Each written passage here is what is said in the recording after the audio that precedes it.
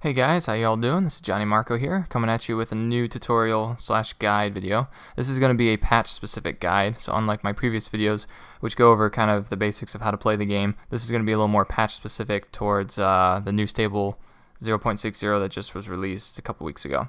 I've been noticing that there's a lot of new players playing DayZ, some for the very first time, and others it may as well be the first time. Some have not played in a year and a half, and the game's just changed so much that they basically have no idea what's going on. So I just wanted to release a video to kind of go over some of the most important things that you're going to see that's different in 0.60. So whether you've been following DayZ since the beginning, or you've put it down for a bit and picking it back up, or perhaps you've never played it at all, this video should help just to kind of highlight some of the things that are unique with 0.60, because as we all know, there are always things that are specific to each patch which change over time. So let's get right into it here. Of course, the main thing that you're going to see that's different is that performance is much better because of the new Infusion engine and renderer that's been implemented.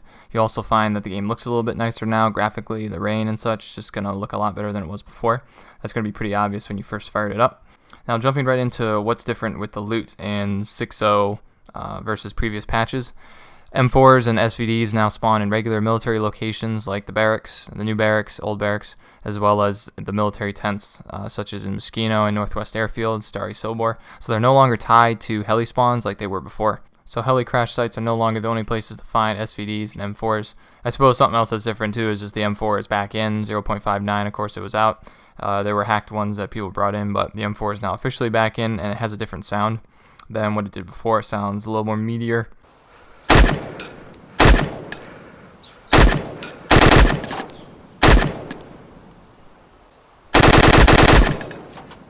And I think it sounds a lot better than it did before. It just sounds like a more powerful gun. The police stations now in 6.0 are not spawning like they did in 5.9 in previous patches. 5.9 police stations were just a great place to find weapons, police gear, the Glock mag, Scorpions, racks. Now most police stations are actually pretty barren. You're lucky to find anything in them at all. And that includes clothing. They're a bit broken at the moment.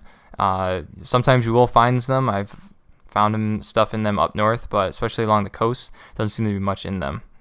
The netting spawn rates have been increased, and they're no longer dynamic. Before they were tied to certain boats along the shore. Now netting has a chance to spawn at virtually any boat along the shore, and there's been a bunch of new boats added right in downtown Cherno. If you go to the shore, kind of down at the beach, there's a bunch of boats down there, and they all have a chance to spawn netting. So netting is no longer really an issue to get like it was before. But with the new spawn rates of netting, the spawn rates for burlap have been decreased a bit, so it's kind of a balancing out. Before it was netting that was difficult, burlap was pretty easy. Now burlap's much more difficult to find, and netting's pretty easy. So you can make your ghillie suits, your ghillie wraps and such, but just keep in mind that burlap's going to be a little more harder to come by than it was before. The 308 ammo boxes are reduced now from 40 to 20, and they're also a lot rarer than they were before. In my experience and most of my friends' experience, 308 is now the rarest ammo type that you can find. So if you do find some, it's pretty good. Even if you don't use it, I would definitely hang on to it because you can trade it to people. People are willing to give almost anything for that stuff because it's just so incredibly useful for some of the sniper rifles, but it's so incredibly rare. And since the ammo boxes are reduced from 40 to 20, now you get a lot less with each one. It still seems that some of the best places to find loot and ammo are civilian vehicles that have been broken down, especially north of Cherno in the apartment complexes. Civilian clothing now, and military clothing for that matter, all clothing has a chance to spawn items within it, including food and ammo. Civilian clothing seems to have a higher chance of spawning various ammo types, more civilian types, and police types, such as 380, 9mm, and Magnum rounds. Deer stands and deer feeders are now a great place to find weapons. Before, you could sometimes, if you got lucky, find a Longhorn or maybe a Winchester if you're super lucky. Now there's blazes, Winchesters, trumpets, and all of those weapons have a chance to spawn the hunting scope, which is actually quite common now. Hunting scope spawn rates have been drastically increased from before. Virtually every trumpet you're gonna find is gonna have a hunting scope attached to it. So while the trumpet itself, not the greatest gun, you can just snag the scope off of that to keep for your blaze or Winchester that you find down the road. So hunting scopes are no longer really an issue to find. It's more just the ammo. The 308 ammo is kind of the only thing that's really rare right now. You can find the guns pretty easily. You can find the attachments and scopes really easily. It's just the ammo that's a little tricky. Something new with 6.0, which no other patch has seen, is that weapon attachments now spawn with weapons, so you're no longer just going to have your stock weapons that spawn with nothing on them. Now you have a chance for sights to spawn, butt stocks, magazines even, and the magazines also do not spawn with always full ammo. They spawn with a randomized amount of ammo in them, so you're not just going to find a full MP5 mag, a full AK mag. If you find the mag, it might have 1 to 30. A lot of times you'll find, as few as 8. Sometimes you'll find 20 or somewhere in the teens. I found that the teens seem to be most common with magazines that I've found. Anywhere between like 13 and 19 is kind of a good number that you're going to find. So once again, ammo is just a lot rarer this patch than it was in previous patches. So it's going to be a good idea to hang on to ammo as much as you can, because you never know when you're going to have a gun that you're going to want to try out. And if you have the ammo laying around somewhere in your stash, it's going to save you a lot of time. Now moving on from loot, we're going to move to some of the different mechanics that 0.60 has to offer. And some of the things that have been around are still active, and some of the things which were active are no longer active. One of those things which is no longer active is the improvised suppressor glitch, where you can use an improvised suppressor, and even when you shoot it and it breaks, although on your screen you're going to hear the sound of your gun unsilenced, for other players you would hear it. Other players would hear it as silenced. Now that no longer works, and you can no longer drag the ruined improvised suppressor off your body or off your person and then pick it back up and have it pristine. That no longer works. However, for damaged or ruined ammo, you can fix that and make it pristine by finding a magazine of some sort. And this can be obviously a regular magazine, or in the case of 7.62x3.9, which goes for the SKS, you can find that SKS stripper clip and use that as a magazine as well. And all you do is you put the damaged or ruined ammo in the magazine while it's on your person, then you just drop it, pick up the mag, empty the rounds, and they'll be pristine. This is a very good thing, a very good tip to keep in mind, since ammo is very scarce.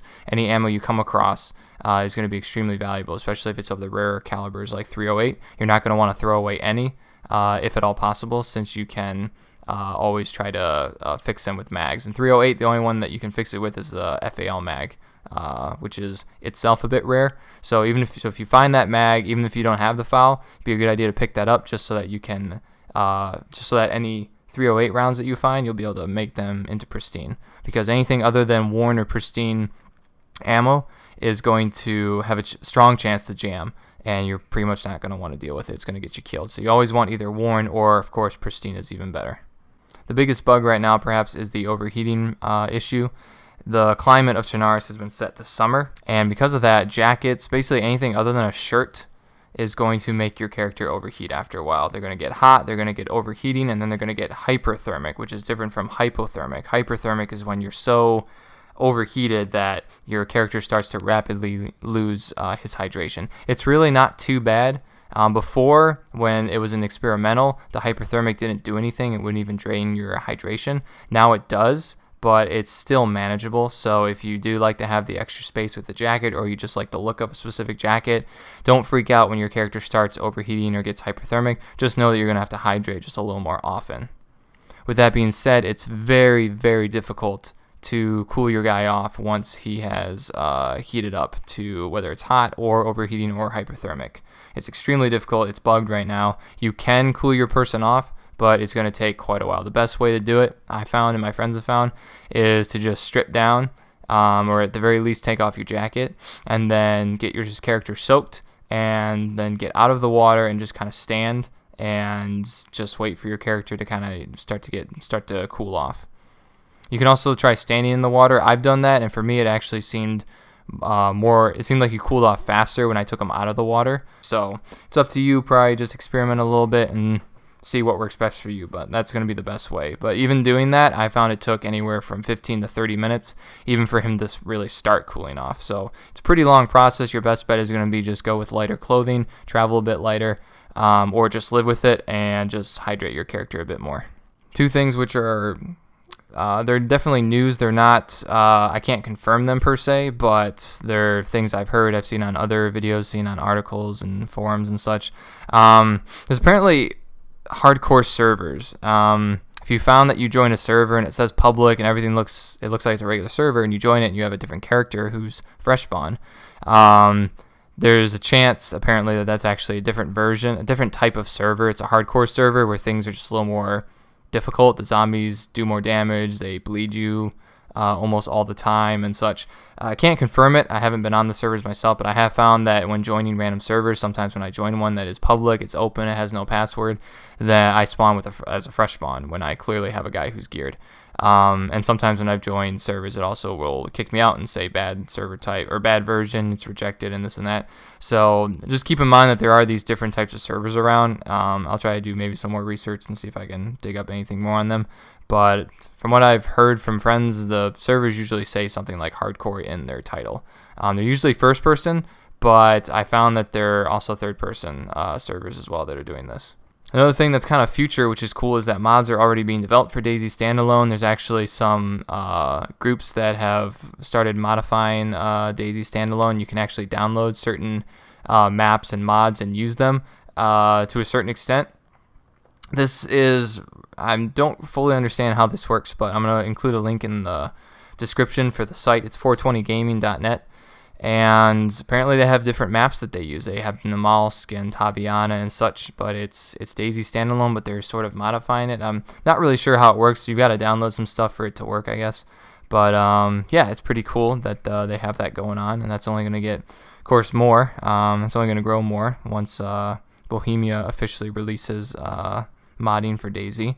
So as it currently stands, I think the way it works is you're going to have to kind of download probably a special version of DayZ Standalone. It's not going to be the way you can just download these mods and go join on random servers. You're only going to be able to play on the servers that these guys have, and that's it. But it might be something useful to check out. So I'm going to include it in the description, and you guys can go look at it if you would like. That's going to wrap it up for everything I have here for you guys today. If you have any specific questions, just leave a comment in the comment section down below, and I'll be sure to try to help you out as much as I can. Hope you guys enjoyed this video. If you did, please don't forget to rate, comment, and subscribe for more. And I'll see you guys in the next installment.